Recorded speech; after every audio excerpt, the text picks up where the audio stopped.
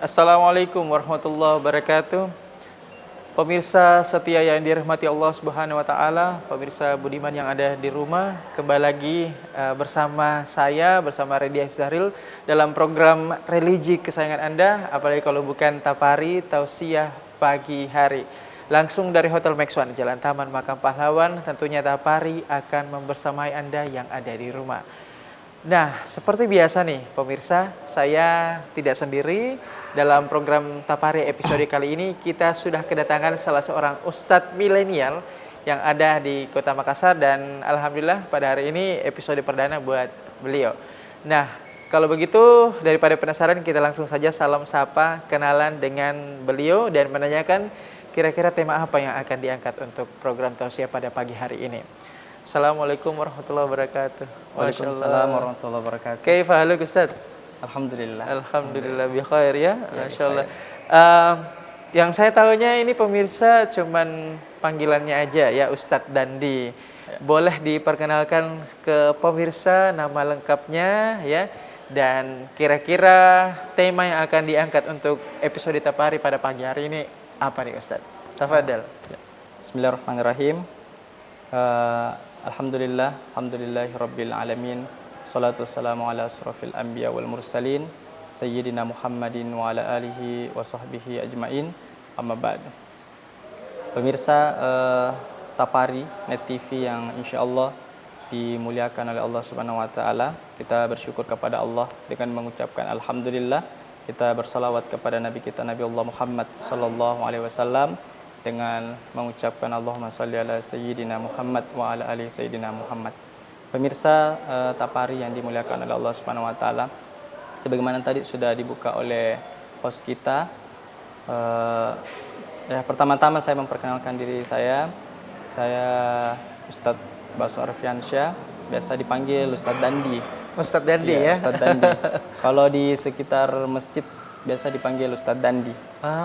Jamaah juga dengan adik-adik di TPA biasa panggilnya Ustadz Dandi. Mungkin nama kecil ya? Ya, Ustadz nama Dandi. kecil. Dari kecil yang melekat itu Dandi. Bahkan kalau ke kampung itu keluarga tidak ada yang mengenal Baso Arfiansyah tapi mengenal Dandi. Masya Allah. Nah, untuk temanya nih Ustadz, apa yang akan dibawakan pada pagi hari ini? Pada kesempatan kali ini pemirsa Tapari yang dimuliakan Allah, kita akan membahas tentang pentingnya dakwah ini. Pentingnya dakwah, kenapa menjadi penting? Karena ya umat ini perlu dididik, maka dakwah itu menjadi sangat penting. Ya, tafadhal Ustaz. Jadi saya buka tausiah kita hari ini dengan satu pepatah. Ada pepatah Arab yang pernah guru kami sampaikan. Bunyinya seperti ini. Nahnu du'at qabla kulli syai'in. Kamu itu adalah dai sebelum menjadi apapun.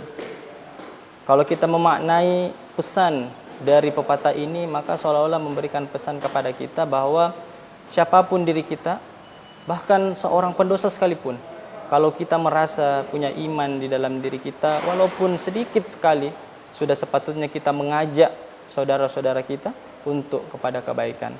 Kalau kita punya kemampuan seperti host kita, punya kemampuan public speaking, gunakan public speaking itu untuk menyampaikan dakwah, untuk mengajak orang-orang, walaupun hanya sekedar ayo kita sholat, ayo kita berpuasa, ayo kita sedekah, walaupun hanya sekedar itu. Tapi dengan kemampuan itu kita bisa mengajak orang lebih banyak lagi untuk memahami agama ini.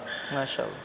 Maka pemirsa Tapari yang dimuliakan oleh Allah Subhanahu wa taala, pepatah ini juga memberikan pesan kepada kita.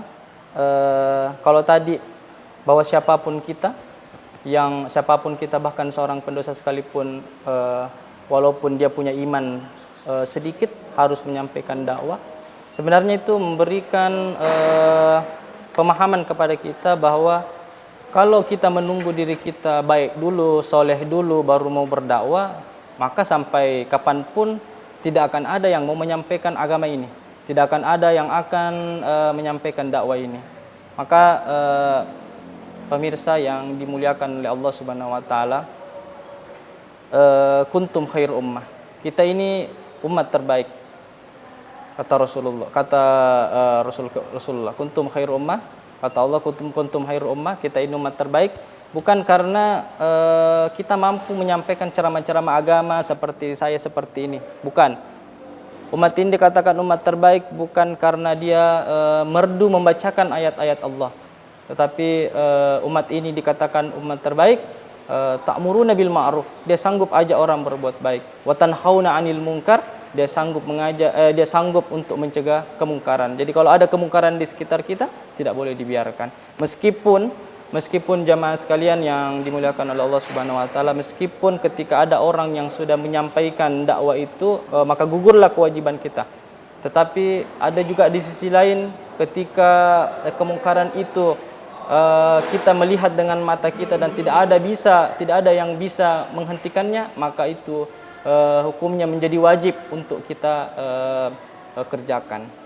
Maka hari ini pemirsa yang dimuliakan oleh Allah Subhanahu wa taala, kita tidak perlu khawatir dengan perjuangan dakwah kita hari ini, karena perjuangan dakwah yang kita rasakan hari ini belum ada apa-apanya dibandingkan perjuangan dakwah yang dialami Rasulullah sallallahu alaihi wasallam.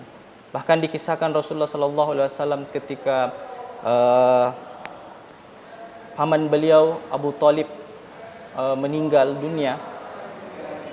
Kita tahu bahwa orang Quraisy itu semakin berani untuk menghina, mencaci, memaki Rasulullah sallallahu alaihi wasallam, sampai pada akhirnya Rasulullah sallallahu alaihi wasallam memutuskan untuk pergi ke kota Taif selama kurang lebih 10 hari. Maka teman-teman, apa yang terjadi di kota Taif itu, beliau ditemani oleh sahabat beliau. Ketika di kota Taif, beliau mendatangi pemuka-pemuka di sana, mendatangi tokoh-tokoh di sana. Tapi apa yang terjadi? Beliau ditolak. Bahkan pemuka-pemuka itu mengajak budak-budak, mengajak orang-orang bodoh untuk melempari Rasulullah sallallahu alaihi wasallam. Bayangkan, dilempari. Kita ini baru dicaci, dimaki oleh netizen yang ada di luar sana, kita sudah down. Maka sebenarnya Rasulullah sallallahu alaihi wasallam mencontohkan kekuatan dakwah yang beliau contohkan kepada kita semua.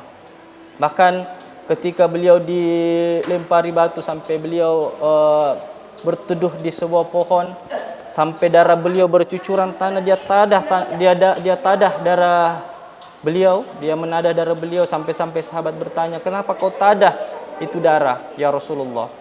Apa kata Rasulullah? "Saya tidak ingin darah ini menyentuh tanah Taif, jangan sampai Allah murka dan menurunkan azabnya." Bahkan malaikat pun itu bahkan malaikat juga menjadi kesal dengan hal tersebut. Ya, kita tahan dulu Ustadz ya. Iya. Kita akan kembali usai jeda berikut ini. Tetaplah bersama kami dalam program Tapari Tausiah pagi hari hanya di Net TV Sosial TV Masa Kini.